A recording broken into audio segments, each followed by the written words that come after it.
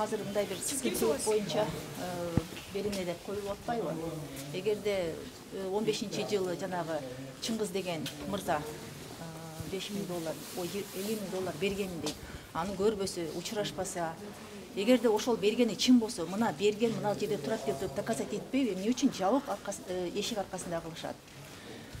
Биз туугандары ден соолугуна аябай кыжалаттабыз.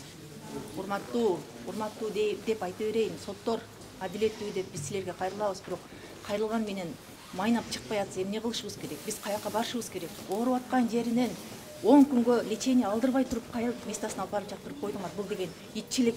Могул Иерусалимде болуп аткан жөөттөрдөн да качып кеттиңер го, мыкаачы болуп калдыңар го.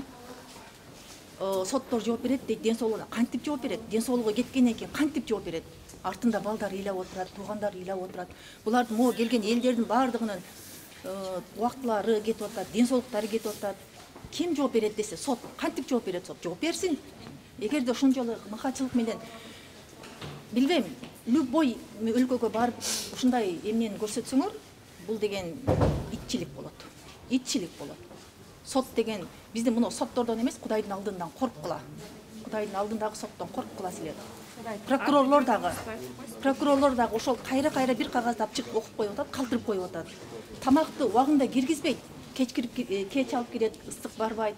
Билет ушу кант диабети менен жабыркайт. Жүрөктө стимулятору бар. Бир барып туруп жүрөгүнө операция кылдыртып туруп эртеси жумушка чыгып кеткен адамдар деле болгон, көрүп атабыз аларды. Бирок муну көрүп атпайсыңар, буга чейин коюлган ал стимуляторчу. Калп эле оорумуш болот, калп эле мынтет деген докансалар оозуңарды тыйып отургула.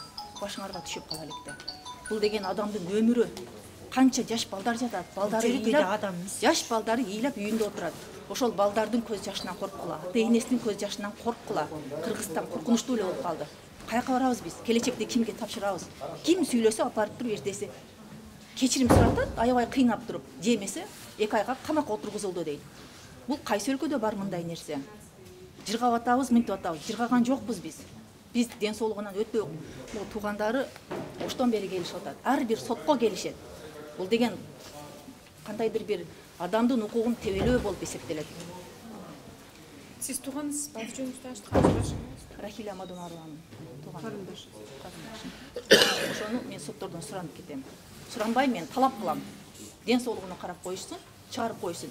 Качса качып кете турган, бийликти алса ала турган, бизнестерди уюштуруп кое турган эле жерлерде иштеген ал киши. Ошондой эле болуп жүргөн жерлерде болгон, Кудайдан корккондугу үчүн, ак болгондугу үчүн ошондой кыйналып, ушул элимди көтөрөйүн, жеримди көтөрөйүн, сабаттыгымды жоёюн деген мезгилде өзүбүздүн сабатыбызды жоёбуз деп аткан адамды тебелеп тепсегени бул өтө өкүнүчтүү.